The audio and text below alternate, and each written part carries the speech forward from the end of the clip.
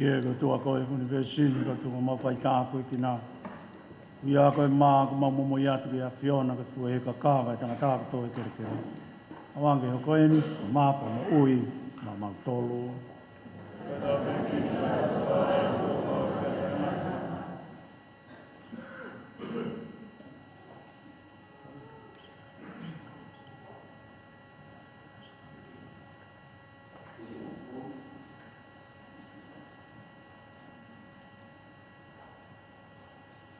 Kia e tua koe universini, tau tūnga mau whaitāpu ki nā koe ia koe waine, ma mo ia ke a Fiona. Koe whakaong sia tangata ko tō ke fu waine. O anke ho koe ni ko hain whalau maari e ma mau tolu.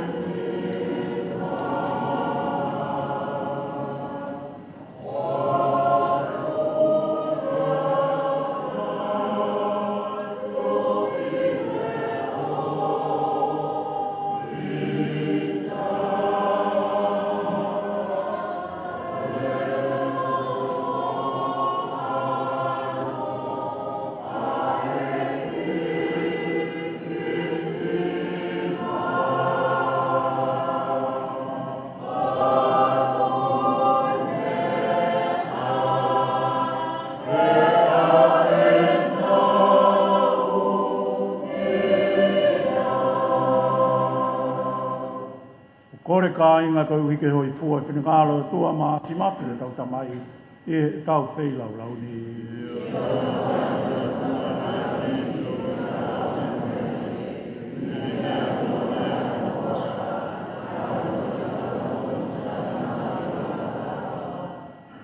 E kia ke whekau i fo lau maari e ki ngahi mea au whakoeni. Te tuunga ia te ki nau tolu koeni kua nau hao fia o te pire. Toko ni ai mo sia ki o wha. E nau lawa whakaha o fi i mamani kātoa. E mau koreni o whanga ia Jesu Christo ko mau eki. Ka wangi ke a fia pe te mo tolu ai eke.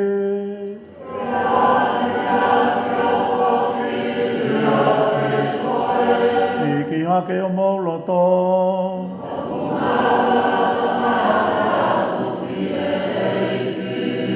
Tau whea whakawheta iki e iki, ko tau atua.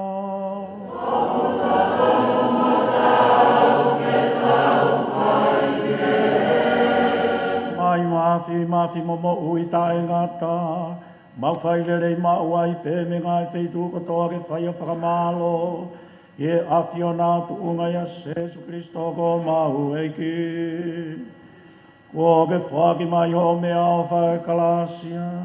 Ie taimi katoa pē lolo tonga o tāke ki nā siasi. Ie alunga e o wha. Ko ke tōku mai lau maari e maani oni. Ke ne whai toko nia ki mau tolu aki o māti maki. Pea ie mau whalala, e mau hanga tuai ki a whiona i o mau whaingata ia. Pea oku mau whawheta ia ki e a whiona, e mau au sia e fia fia. Tunga i e kuna o alo o whina. Pea koia i e mau fia fia koia. Mau kei talaki ai pe mamani o langilangi mo koloria. Ia mau kore ke mau kau whakataat mei laloni. Moi hosi te langi e mau viki ai pe. Ai koloria e a whiona. O mau pe he mau pe.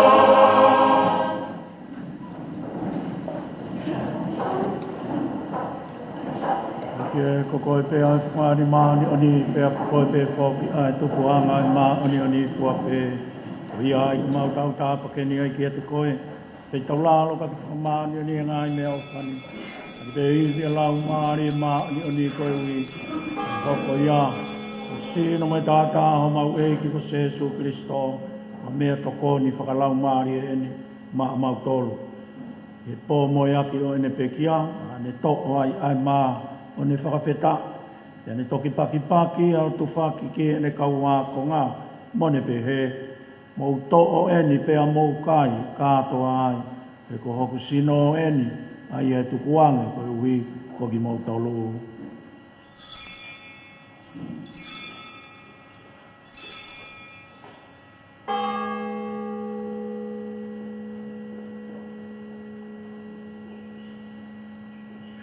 hiri pe e nau tau mawha, nā ne toi to'o whoki mo i pū, ne toi whakawhita i ai pe. Pea ne toki o angea ke he ne ka wā konga, mo ne pehe, mo to'o whoki mo eni, pea mo winu kātoa me iai. Ko i pū eni a hoku tōtō, tōtō ia o i fuakawa fō o, ae e lau i kuonga pea tae mata. Pea ririgi whoki ia, ko i uhi ko ki mo tōl, mo i kakai ko toa pe, ka e whakamore more i ai ai angahala, mo whai eni ko hoku whakamanatu.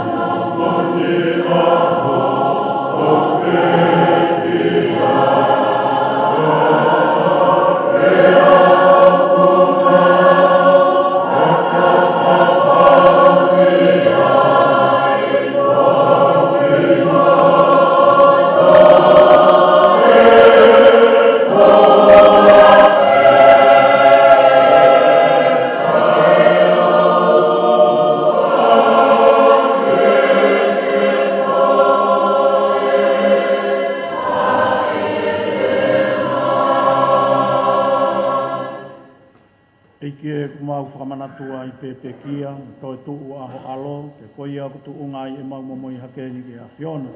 Pāne oi mo ui, pia mo ipu foki oi hu i tae na tā. Io mau toi whakawhita i foki a te koe. Koe uia, koe wheitau lao a Fiona tuku mai e mau unu atu. Ke whai o tau hi he lotolotonga o ao eiki. Ko mau toi kore mamahi atu foki ke lotoloto ia te ki mau tolu, e ua ngataha. Kunga e ngā ue lau maari e maa oni oni, e ria e sino me ta au Kristoko, amane kina, e mau kau ngā tāri, whakataha. Kei kie ke anga i whunga i whumua ki o siasi, a e rotonga ma whola te whunga o mamani. Ke hui ke tupe kina e pea e whawhani i hono kakai. E whoki ki o mautu i tapu, o reone hon ful maa whaa. Ka māmau e ke piko pō, so ane patita paini ka tinari mahi.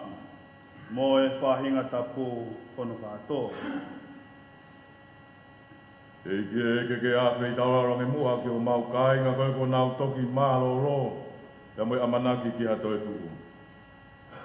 Ka mai kāinga pe ki a fuabe. Ki ke nau mātā, ai hulungia o kufonga. Awhi tauraro mai mua ka te ki mau toluni hono kotoa. Koe uhi ke mau kaunga mauai ai mo ui ta e ngata. Wataha pia mo Maria koe whae tā ko owai o tua. Sangato so sefo ko hono hoa. Kau apostolo monu ia ka uma oni fuabe. E nau whakahoi fuai ai a Fiona i laloni. Mau whakawiki ai koe. Pia mo tuku koloria ki ho a Fio. Tungai ho alo. Ko Jesu Kristo.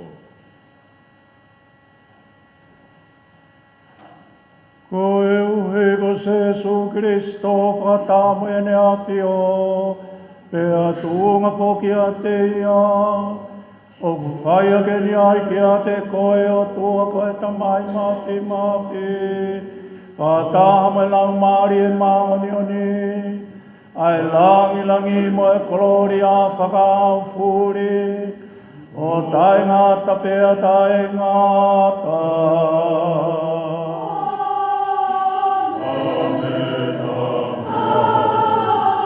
Amen, amen, amen, amen, amen. E tau koe korewa ke o tua, koe tau tamai, a pea ngahi rea koe, nea kone kina mai o tau whamohui.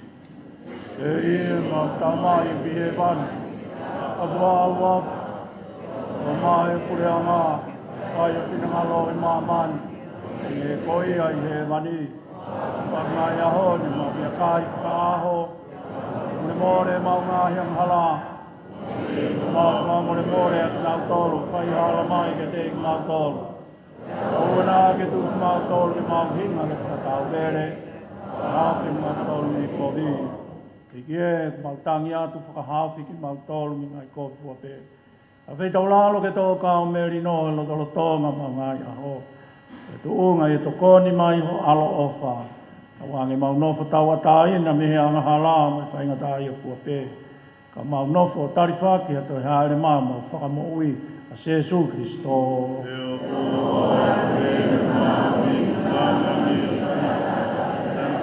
Eiki Jesu Christo na whawhola o kau apostolo ke pehe. O ko watu mā mautolu ai merino, ko akuia merino, ko ake mā mautolu. Oua nā ke awhio ke maungahi anga hala ka ke tui au si. Pe ke tuku mai mā mautolu o merino, mai uonga taha o pure anga. Ae ku ke awhio ai pe ke pure, o tae ngata pe tae ngata. Amen. Wange ke toka mā wai pe te mautolu ai si mārie ai eki. Kainga ke tau whewha ka tewa i merino Kristo.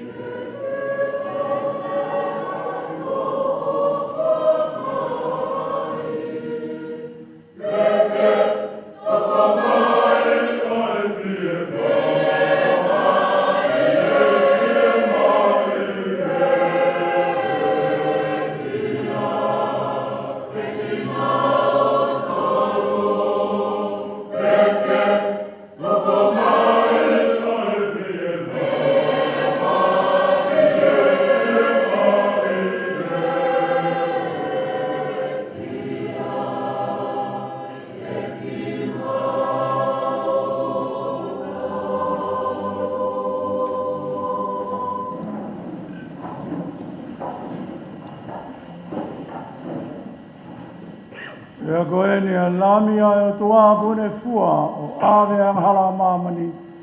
O nui a ka ko kina tolu ko whakawhe i ke kātoanga o e alo e o tua. Eiki kai tāu ke ke haere mai ke te ao. Kola mai pē te ui ai o ki alo mari e.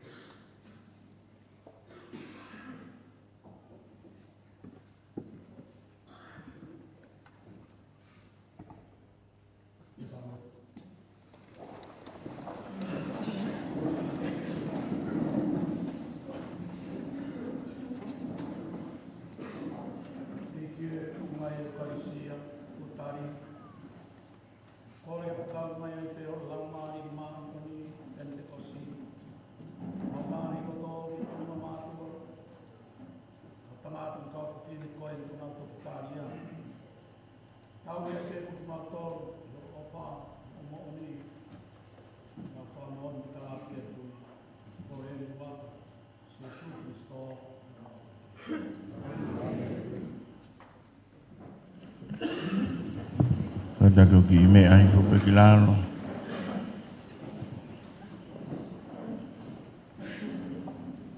Ilonga ha ngā welai. Rama lelei bia i kona. Whakaofu ofu. O aonga pe ke oange. Ao no whakamalo ia. Ako iau toko ai e whainga maari. E kai nai. E kai ke whiu. Mo tu ani pe mo e kāinga lo tū. E whakamalo ia ngau e lahi kō rama. E tau te whito. Si kātoa ngā i Sakarameta. Ko whiri māsio.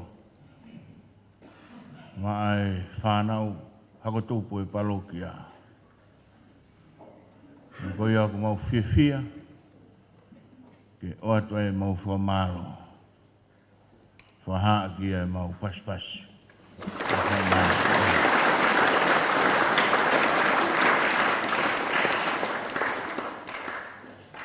Eri e ni. O koe ki i. Ko ngā manio ke pe mo hipu wai mo moko. Whaosia me o aho, lalahi o kātoa ngā. Teu peho tau mala e pere pe la he. Ko e kai, pau peke pere pela kai tō kai. Pau e kai ke whi pere pela kātake. Ko ia o seni pa tau kātoa ki ai. Whawhi atua mo i tau whānau hopo a te. Ko rea tu ki he tomoaki pa mo e tau kau. I he tano a hinanga maheni, tau laki ai ki palu anga maheni, ki mea ofa ke nau to'o atu, ki mui whanua, whai ake o nau ngā whie mau ke ke. Whakawhet me kau mau whanga, mo ange tau nimasi ke wawe, kai hok atu e tau whatongia ke ko ia ko whaospa, ko ia ko whamaro la he tuai, la marere, e tau kātoanga mau inga, o e au koe ni maro apita.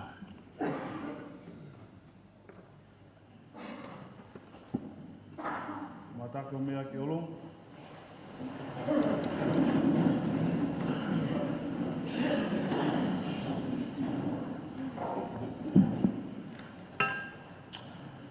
Pasi e tau whānau, e te tare ko whanasia.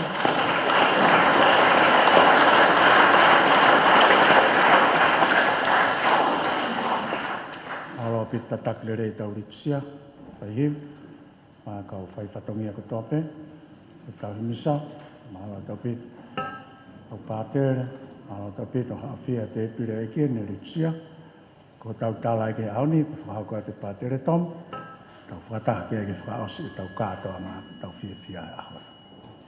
Ke tāpua e wā whae ki.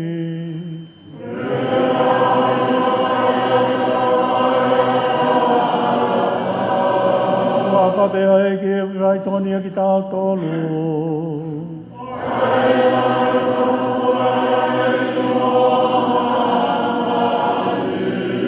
Wake i whamai tāpua ki ai tua mawhi ko e tamai. Mo e alo, mo e laumari e maoni, oni.